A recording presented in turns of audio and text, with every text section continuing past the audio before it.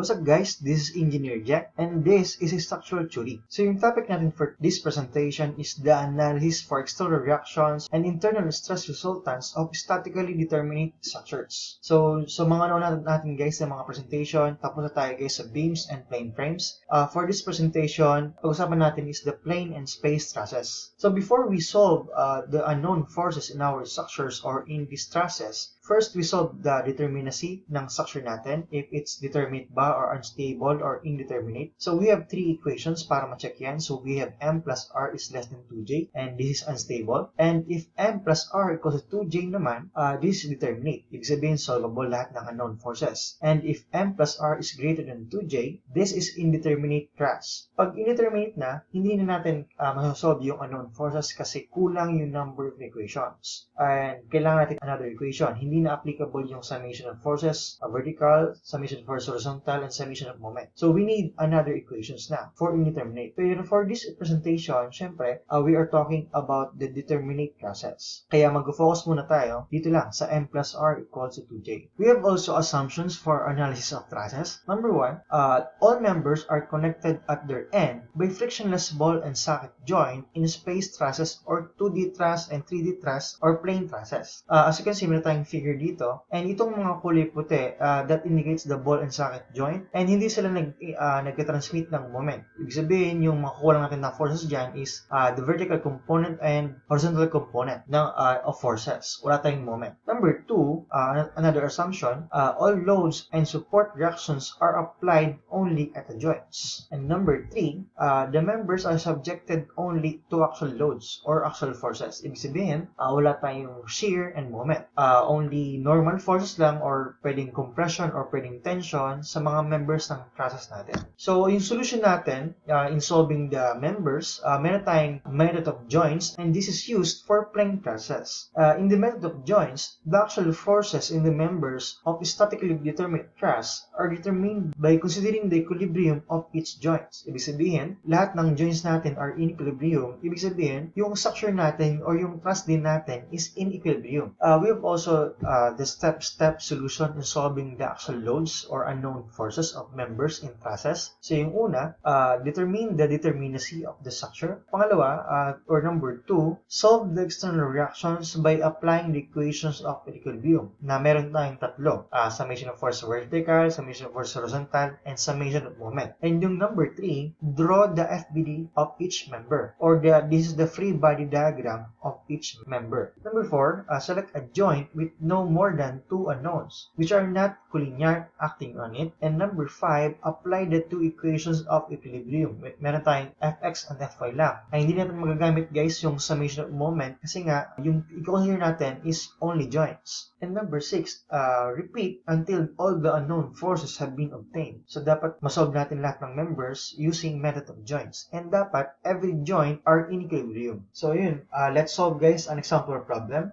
Yung problem, determine the member forces of the truss shown. So, meron tayong truss dito and meron tayong applied forces na lahat concentrated loads and ina-apply natin dapat only at the joints. So, meron tayong P1 na 4 kN, P2 3 kN, and P3 na 5 kN. And meron tayong support at pin at A and roller at point B. At point A or pin A, meron tayong dalawang reactions dyan, which is AX and AY. And for roller B naman, meron tayong isa, which is BY. And take note, lahat ng direction ng reactions ko dyan is only assumption ko lang. So, pwedeng mali yung assumption ko or pwedeng tama. So, first guys, first solution niya, dapat i-check natin muna kung determinate ba yung structure natin. Ibig sabihin, solvable ba lahat ng unknown forces, lahat ng reactions, and lahat ng members, kung masosolve ba natin yan. So, solve muna natin kung determinate siya. So, for trusses or plane trusses, meron tayong formula na m plus r equals to 2j para masabi natin na determinate yung structure. So, we have 5 members, AC, CD, DB, AB, and AD. So, we have 5 members. Meron tayong 3 external reactions, AX, AY, and BY. Meron tayong 4 joints. Ito yung mga mga kulay puti na bilog, that is the joint.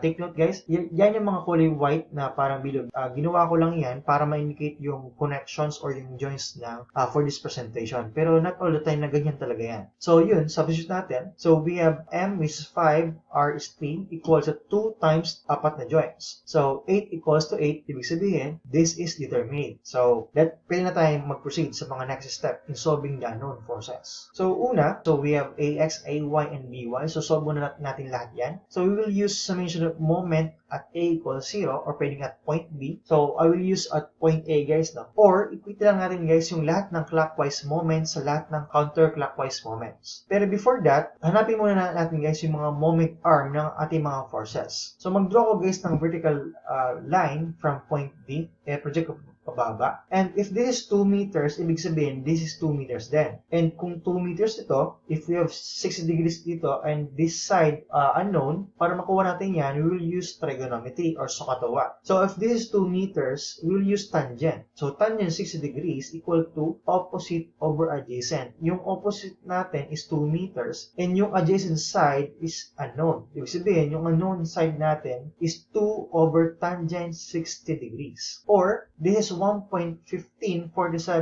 meters. So yun, pwede na tayo guys mag-moment at point A. So at point A, yung mag-create ng clockwise moment is yung 4 kN and 5 kN. Yung kailangan na lang natin is the moment arm. So yung moment arm ng 4 kN is 1.1547 meters kasi this is symmetrical, no? So yung moment arm niya, this is 1.1547 din. And yung 5 kN, yung moment arm niya is 2 meters. Equal to, yung create naman ng counterclockwise moment is yung 3 kN and By. So yung moment arm ng 3 kN is 2 meters and yung By naman is 2 plus 1.1547 or 3.1547 meters. So simplify, 4 times 1.1547 is 4.6188 kN meter. 5 times 2 is 10 kN meter. And 3 times 2 ilipat ko guys sa kabila kaya minus na ako dito ng 6 kN meter equal to yun By 3.1547 meters. So yun, simplify ulit, meron tayong 8.61886 kN meter equal to By times 3.1546 meters. So divide both sides by 3.15. So meron tayong By na 2.73 kN.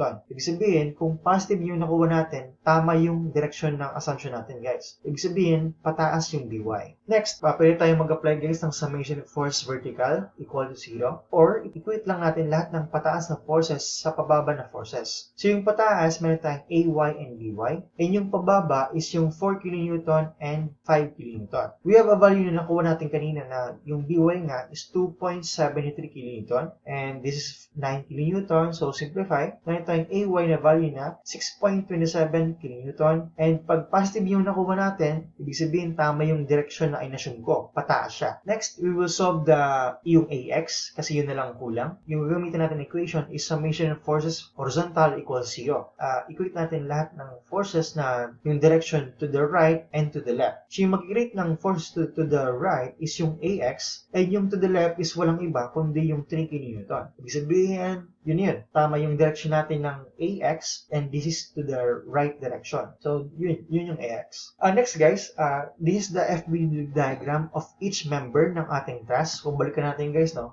So ito yung truss natin. After natin masolve yung external reactions, ay i-draw natin yung FBD diagram of each member. So hiwalay ko guys lahat ng members. So this is the FBD diagram. Ilalagay ko guys yung mga actual loads. So for member AC, meron tayong forces AC. This is the, assume ko guys lahat ng tension dito. In-assume ko lahat ng dinadala ng members is tension forces. So for CD, DA or AD, for AB naman, FAB, and for DB naman is FBD. This is the designation forces ko para masolve yung mga unknowns natin. And after that, yung kukunin natin guys kasi dito, yung mga joints. So for joint A, meron siyang dinadala na yung external reactions na AX and AY. And meron tayong internal stresses na FAC, FAB, and FAB. These are all tension forces. Take note guys assumption ko lang yan. So pwedeng mali yung direction ko ng mga forces, pwedeng tama. So for B naman, meron siya na FBD and FAB. And meron tayong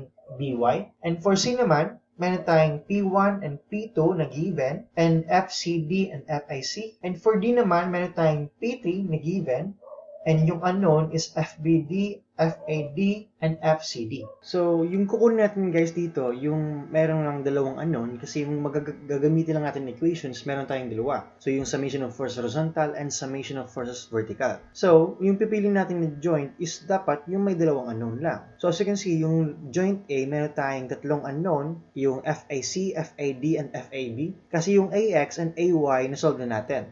Pero yung joint B, as you can see, yung BY natin na-solve din natin, pero meron siyang dalawang unknown na lang. So, pwede natin gamitin yung joint B. So, masasolve natin yung unknown kasi dalawang unknown lang eh. So, meron tayong FAB lang and FBD. Pero yung joint C naman, dalawang unknown din. Kasi yung P1 and P2, given na yan. Yung unknown na lang is FAC and FCD. Pero yung joint D naman, meron tayong tatlong unknown. So, FCD, FAD, and FBD. And yung P3, this is given. So, yung joint D and joint A, hindi natin muna magagamit. Pero yung joint B and joint C, pwede natin kunin. So, yun nga, yung gagamitin natin is dalawang equation. So, yung equation nga is the summation of forces horizontal equals 0 or Fx equals to 0. And summation of force vertical or Fy equals to 0. Pwedeng B nga or pwedeng C. So, I think kunin natin guys yung joint B. So, for joint B, una, summation of force vertical equals to 0. Or equate natin lahat ng pataas sa lahat ng pababa. So, yung lahat ng pataas is the vertical component of FBD and yung BY. So, sa left equation is BY plus the vertical component of FBD, which is FBD sine 60 degrees, equal to 0 kasi walang forces na pababa. So, simplify, meron tayong value na BY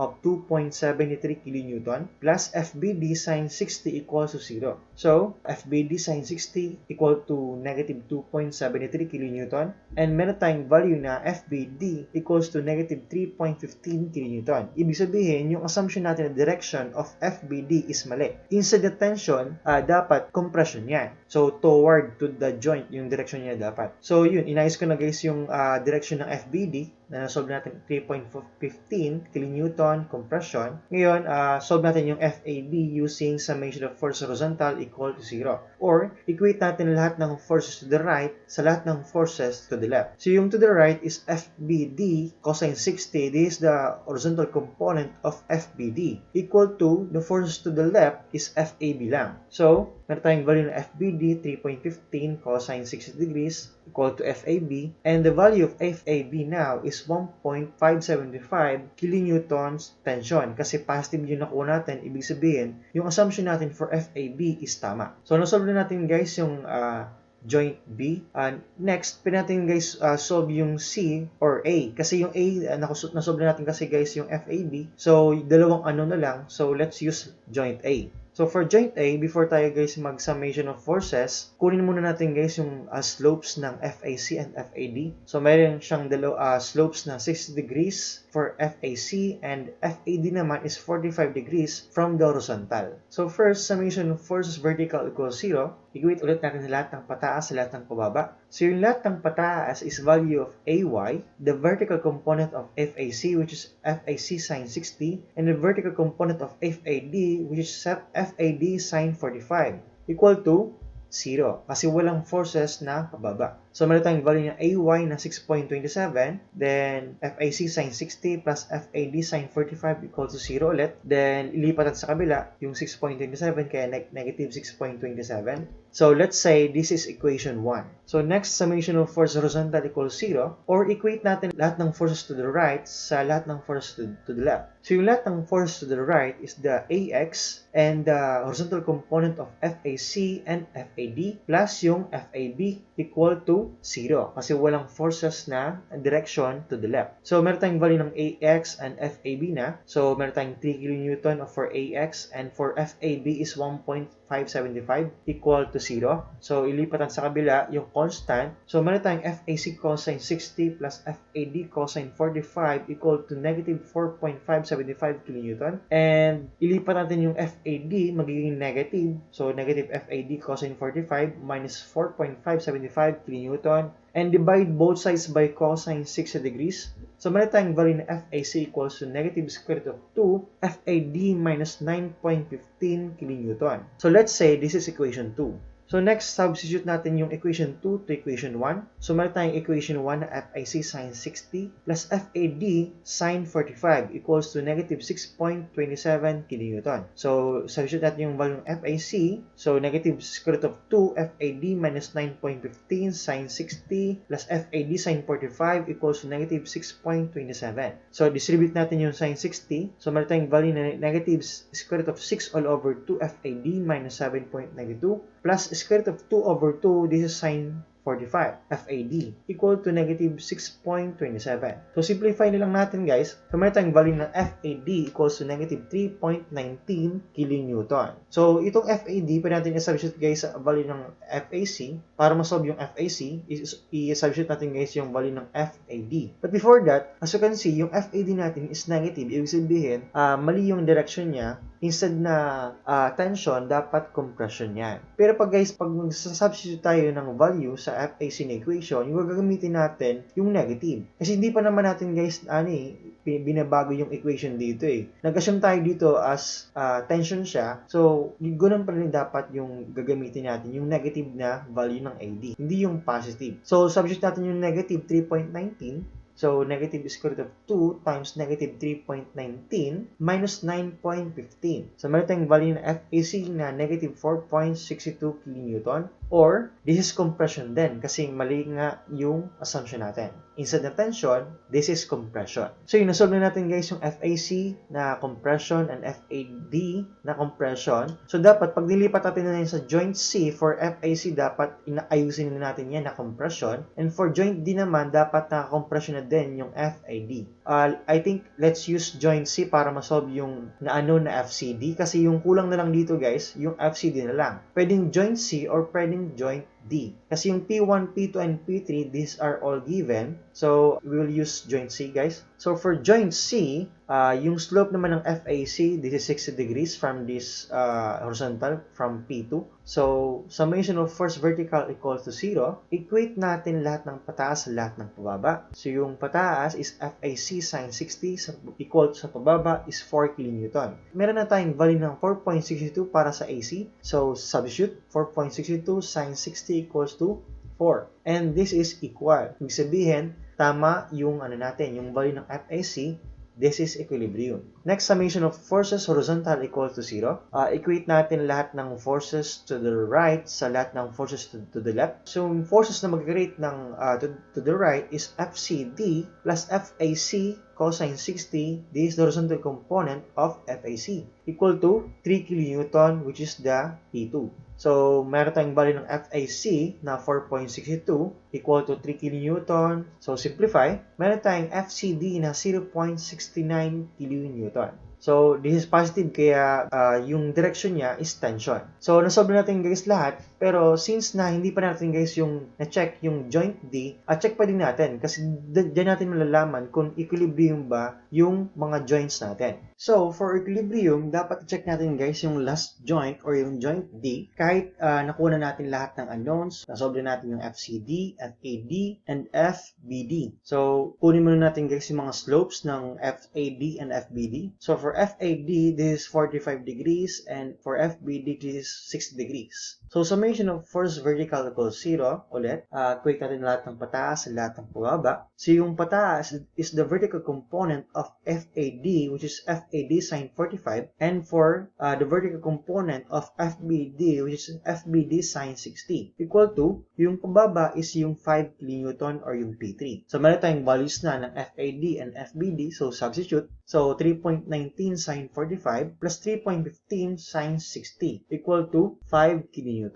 So, simplify. Meron tayong value sa left equation is 4.98 or approximately 5 kN na. Meron tayong discrepancy, guys, kasi nag-round off tayo ng mga values. So, para mas accurate tayo, iwasan yung mag-round off sa mga initial values ng mga forces natin. So, mag-round off kayo sa pinaka-final answer na para accurate talaga yung makuha natin. Pero okay lang naman na ganyan, 2 decimal places kasi malapit naman yung value natin eh. Kasi 4.98 is approximately 5 kN na yan. So this is okay pa din. Next, summation of forces horizontal equals 0. So equate natin lahat ng forces to the right sa forces to the left. So yung lahat ng forces na mag-rate to the right is yung FAD lang. The horizontal component niya is FAD cosine 45. Then yung sa kabilang equation is the horizontal component of FBD. So FBD cosine 60 plus yung FCD na 0.69. So meron tayong values ng FAD and FBD. So 3.19 kN cosine 45 equal to 3.15 cosine 60 plus 0.69. So sa kabilang equation, meron tayong value ng 2.26 kN and sa kabila naman, 2.265 kN. So meron pa ding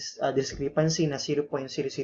So pero almost okay na din. So pag yung joints natin is lahat in equilibrium, ibig sabihin, yung buong truss natin or yung structure natin na truss is also in equilibrium. So very important yan guys, no? Kasi pag equilibrium, ibig sabihin 0 yung resultant, and pag 0 yung resultant, wala tayong acceleration and wala tayong movement. So that's it. Thank you very much.